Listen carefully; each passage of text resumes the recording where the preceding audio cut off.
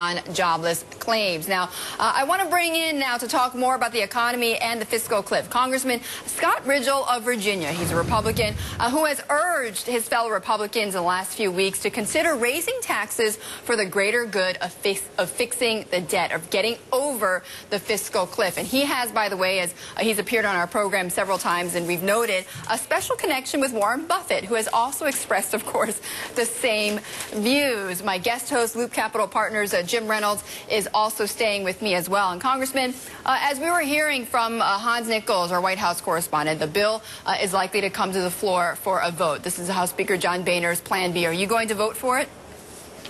Yes, I am, Betty, and good morning. The bill, what it does is it extends the tax cuts that we're under presently for those making $1 million and less, and it restores the tax rates that were in effect prior to what are known as the Bush tax cuts for those making $1 million or more. And though the bill at present doesn't incorporate spending reductions, I really think it's the best path for our country right now, certainly for our Republican conference in these negotiations. But Congressman, you know, Senate Majority Leader Harry Reid has come out and said it's not going to pass the Senate. It won't. He won't let it. So what's the point of this?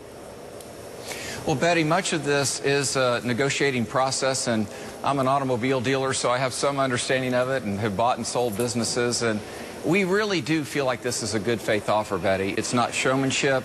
It is a significant concession for Republicans to put revenue on the table, and I don't think that the president has fully appreciated how difficult it is within our own conference to get members to vote for any tax increase.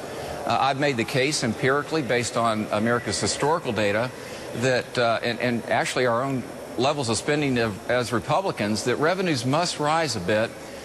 Expenses have to come down rather sharply, and we've got to grow our way out of this too. So I was encouraged to hear the bump in the GDP growth.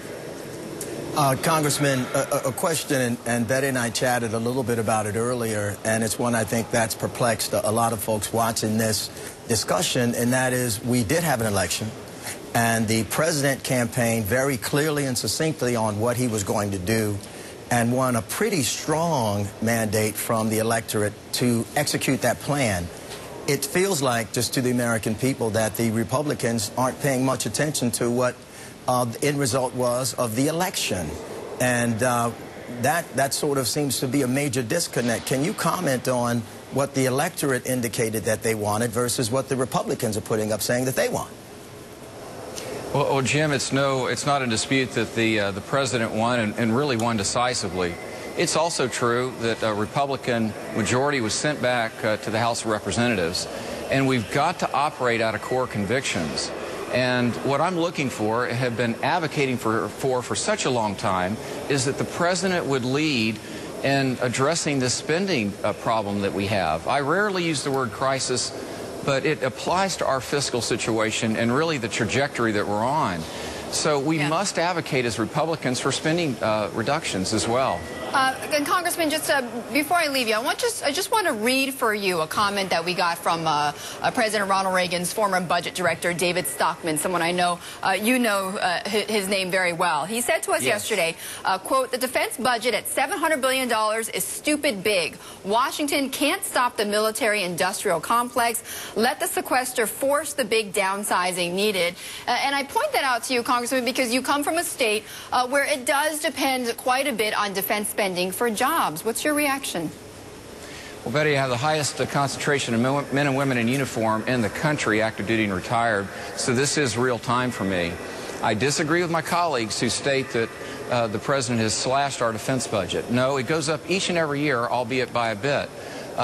What I think we ought to do is get away from this notion of tying it into GDP, the 4% of GDP. That's not a wise path. We need to do a risk assessment.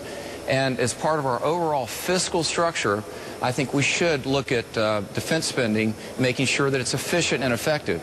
I will say this in closing, that sequestration, really the violence of it, the suddenness of it, is not good. Even if you hold the view that defense spending should come down, this is not the way to do it. All right. Well, certainly not a last-minute approach. Certainly not the way to go. Congressman, thank you so much. I appreciate you, as always, joining us. Congressman Scott Rigell from Virginia. Thank you. And coming up, another view of